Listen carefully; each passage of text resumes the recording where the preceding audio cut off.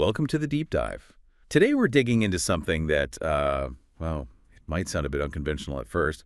Black soldier fly products. Right. You might be thinking, insects, really? But trust me, by the end of this, you'll see why this bug is actually part of a pretty booming industry. It really is surprisingly big, yeah. So our goal in this deep dive is to really uncover the strategies behind bringing these, let's say, innovative products to market. We're talking everyone from huge agricultural operations right down to, your local pet store. Mm-hmm. We'll be pulling out the key insights from our source: marketing, black soldier fly products, strategies for reaching B2B and B2C buyers. Yeah. Think of it as a shortcut to getting up to speed on this fascinating kind of evolving sector. Exactly. Cutting through the noise a bit. I'm genuinely curious myself to see what we find about how these unique products actually find their buyers. So let's start right there. What are these black soldier fly products exactly? And who on earth is buying them? It sounds super specific. Yeah, it does, but that's the fascinating part. It's not just one thing. BSF producers are getting a whole portfolio of value out of these insects. A portfolio, yeah. Yeah, I mean, we're talking everything from the live larvae themselves right through to highly refined oils and protein meals. The real magic is how each form fits a completely different market need. So take live BSF larvae. The big draw there is, well, there's high protein live snack. They get animals, especially like poultry and reptiles, to act on their natural instincts. Right, stimulates that foraging behavior you hear about. Exactly. So you'll find these going mainly to poultry farms, and also specialized reptile and amphibian pet owners. Okay, makes sense. Then you've got the dried BSF larvae. These are, much more shelf stable, super convenient. Easier to handle, I bet. Way easier. So they're great for pet food brands, fish farms, even bird feed mixes. They're positioned as this nutrient-dense alternative to things like fish meal. Which has its own issues, sustainability-wise. Precisely. Big issues there. Then, moving up the sort of value chain, you get BSF protein meal. Okay, meal, like a powder. Yeah, pretty much. This is where your bigger players come in. Aquaculture, livestock feed manufacturers, we're talking like 50-60% protein content. It's impressive. Wow, that's high. It is. And it's being pushed as a really strong, sustainable replacement for soy in animal feed rations. Interesting. What else?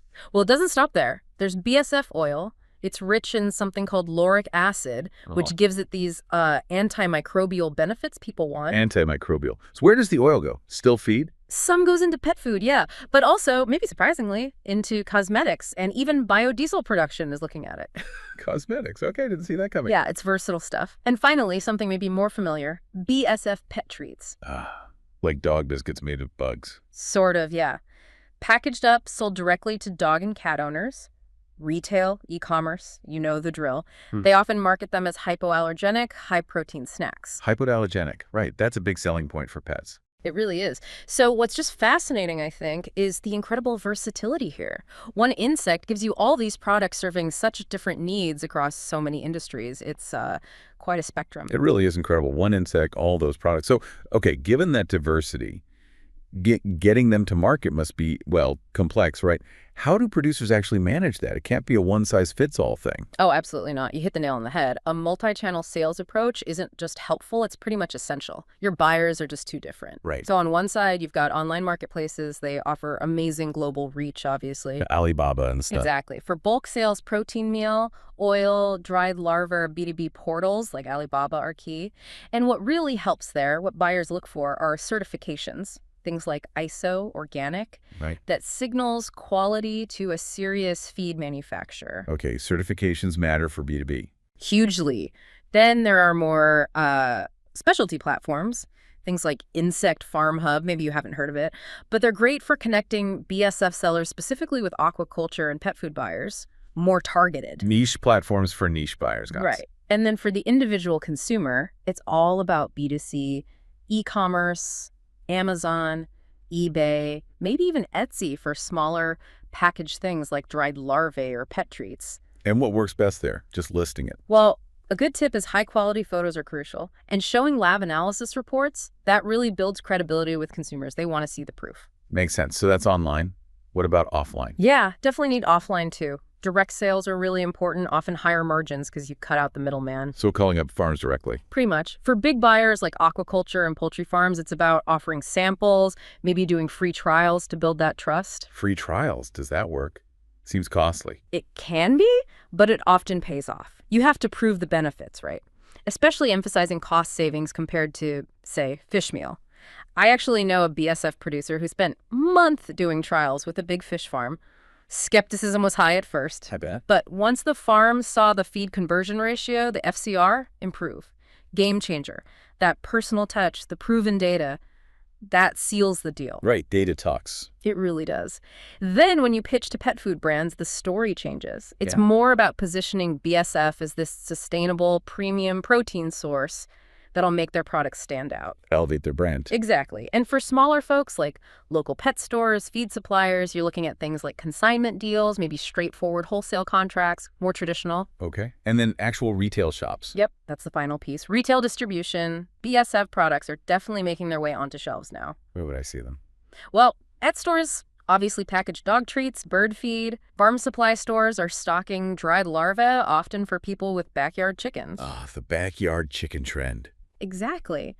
And interestingly, where regulations allow it, you might even find human-grade BSF protein in health food stores. For people to eat. Really? Yeah, it's still niche for human food, but growing. The branding there is all about eco-friendly, conscious consumerism. Wow. So it really is about being everywhere your potential buyer might be. From a huge global site down to a local feed store. That's the game, yeah. Strategic positioning. Which brings up a big question. If your customers are that different, how do you tailor the marketing? The message must have to change drastically, right? A fish farmer isn't going to care about the same things as someone buying pet treats online. Oh, completely different messages. It's way more than just minor tweaks. You need totally customized value propositions, different marketing approaches for each segment. You got to speak their language, solve their specific problems. Okay, give me some examples, like for the pet food companies. Right, for pet food manufacturers, the value proposition is all about innovation, maybe premium quality. Something like a sustainable hypoallergenic protein with double the bioavailability of plant options. Bioavailability, okay. And how do you reach them? You go where they go.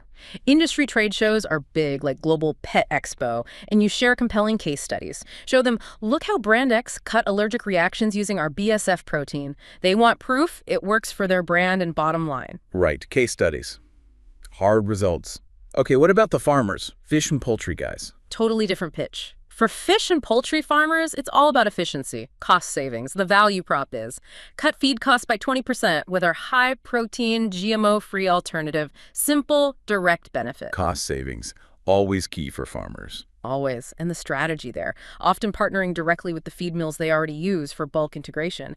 And critically, you hammer home those FCR improvements, the feed conversion ratio, show them trial data. They need hard numbers impacting their operational costs. FCR, okay, that term keeps coming up. And the reptile owners. Ah, the enthusiasts. For reptile and exotic pet owners, it's about animal health, natural behavior. The value proposition sounds like live or dried BSF larvae mimic natural prey, boosting your pet's health and vitality. Mimicking nature, they like that. They love it. You reach this crowd through online stores like Chewy.com or maybe specialized reptile forums online. And visual stuff works great. Engaging YouTube demos, watch me feed BSF to my bearded dragon shows the benefit right there. See it in action. Smart. And the human consumption market still feels a bit out there. It's definitely niche, yeah, and emerging. For human consumption, the value proposition is much more aspirational, future-focused, like the future of protein, carbon neutral and packed with nutrients. Big picture stuff. Exactly. The approach there is targeting specialty health stores, maybe online places like Thrive Market, and absolutely emphasizing any regulatory approvals like from the EU or Asia. That builds crucial trust and legitimacy for a novel food. Regulatory approval is key there. Yeah. Makes sense. Yeah. So if you sort of zoom out, connect it all, effective BSF marketing isn't just about selling a product. It's about deeply understanding and then solving very specific, often very different challenges for each unique customer group. That deep customization really does make perfect sense now. Okay, let's pivot slightly to the practical side. Pricing and positioning. How does that work with such different buyers? Right, pricing and positioning, it's definitely a tiered strategy. For those bulk buyers, the feed mills, large farms producers offer really competitive pricing. Maybe in the range of $1.50 to $3 per kilogram for the BSF meal. Pretty low margins, but high volume. Okay, bulk is cheap. Relatively, yeah. Yeah. But then for retail consumers buying those BSF pet treats, they're paying a premium, often somewhere between $10, maybe even $20 per kilogram. Big difference. How do they justify that premium? Well, branding helps, packaging, but a key strategy is using certifications, things like organic, non-GMO, maybe halal, depending on the market. These add tangible value, allow you to differentiate and appeal to specific consumers willing to pay more. Certifications again. Okay, so what are the big hurdles then? What challenges pop up for people trying to sell this stuff? Yeah, there are definitely common market challenges. First off, education. It comes up again and again. Skepticism, you mean? Exactly. Lots of potential buyers, especially maybe older farmers, might just be initially skeptical about insects as feed. It's unfamiliar. So how do you combat that? Proactive education. Yeah. Hosting webinars, workshops, sharing research, clearly explaining the nutritional benefits, the economic upsides, showing, not just telling. Okay, education. What? Logistics can be a real headache, especially if you're shipping the perishable products like live or frozen larvae. Right, keeping them fresh. Yeah, you need specialized cold chain shipping solutions. That adds cost and complexity. You have to get it right to maintain the product quality. Tricky. Anything else? The big one, regulations. This is huge and often really complex. Feed laws, food laws. They vary massively from country to country, even region to region sometimes. A minefield. It can feel like it. Ensuring you're fully compliant with all the local rules is absolutely critical. It massively impacts your market access. You can't ignore regulations. It's non-negotiable. Wow, okay. Education, logistics, regulations, lots to juggle. This has been genuinely eye-opening, really fascinating stuff. Yeah. What really stood out to you as we went through this deep dive on BSF marketing? Maybe the sheer range of products or just how tailored the marketing has to be. For me, I think the core takeaway is just how essential that segmentation is. Yeah. You absolutely have to segment your buyers, use that multi-channel approach we talked about, and then really tailor the pitch, the value proposition to what each specific audience actually needs and cares about. Right. It's that combination, online marketplaces, direct sales, getting into retail. That whole mix is what lets producers really tap into this growing global demand for sustainable protein sources. You can't just do one thing. Yeah, it's truly remarkable, isn't it, how these black soldier fly products have gone from being, well, maybe a weird niche idea to something genuinely sought after globally. Yeah. And it sounds like smart strategic marketing is a huge part of that story. A massive part. It really makes you rethink what's possible. And it kind of leaves me wondering, what other unconventional solutions, what other seemingly strange ideas might be out there right now, just hiding in plain sight, waiting for that right mix of, I don't know, ingenuity and outreach to really unlock their potential? That's a great thought to end on. What's the next BSF?